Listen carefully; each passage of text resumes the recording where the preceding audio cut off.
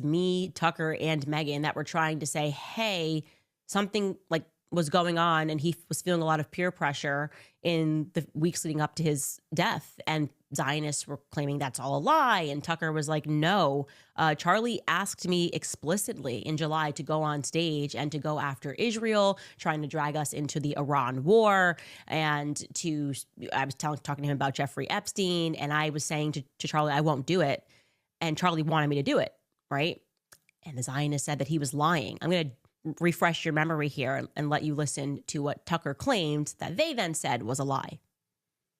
Before that speech that I gave in July, we had a conversation about this backstage right before I went on. And I was fulminating and getting all red in the face like I often do, to my shame. And I was mad thinking about this and thinking about the effort by the neocons in the United States to draw us in to another forever war with Iran. It's not a defense of Iran, of course. It's merely an acknowledgement that we've done this before. This happened in Iraq, which we entered into at the behest of those same foreign policy strategists, and it didn't work. And so I was going on at some length backstage with Charlie, and I said, probably not going to talk about that. I'm not going to torture you. I know your donors hate this when I say that.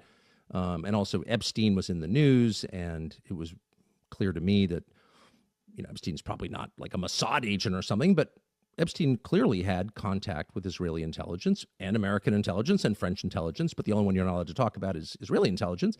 But it seemed true to me, and I had done some work on that, and I knew a bunch of people pretty close to that story. So I thought that.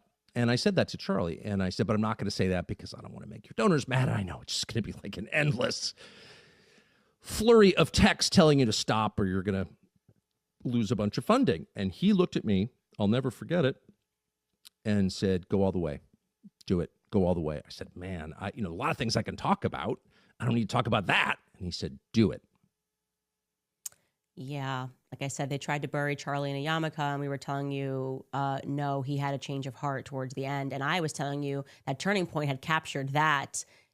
They were all mic'd, okay? So Turning Point captured that, and they could have easily released it to give me a little bit of backup, but of course that wasn't going to come from them. Well, just my luck and Tucker's luck that Megyn Kelly actually caught very quickly. Maybe it looks like maybe her assistant's backstage. I don't know the backstory here, but she was in that discussion, which I had not heard before, and she reveals very quickly, you were going to hear Charlie say that Tucker should go for it. So this is what Megyn Kelly released on her show yesterday, and you should go watch the full episode. Take a listen. I found a video of me, Tucker, and Charlie speaking backstage right before Tucker went out. Tucker and I were talking. Charlie came over and interrupted for just a second, and you can hear him on this tape, which I've listened to many times. It's very clear on my phone, less clear here probably as we play it, but he says to Tucker, go Max. He interrupts the conversation because he has to say to Tucker something. And what was so important to him to tell Tucker was, go Max. Here it is. Okay, go Max.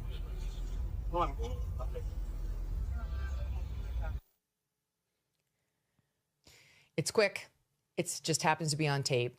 And it backs up what Tucker said. Well, Charlie, we're going Max now, okay? Because Tucker told the truth. He had a conversation with Charlie about everything, and Charlie wanted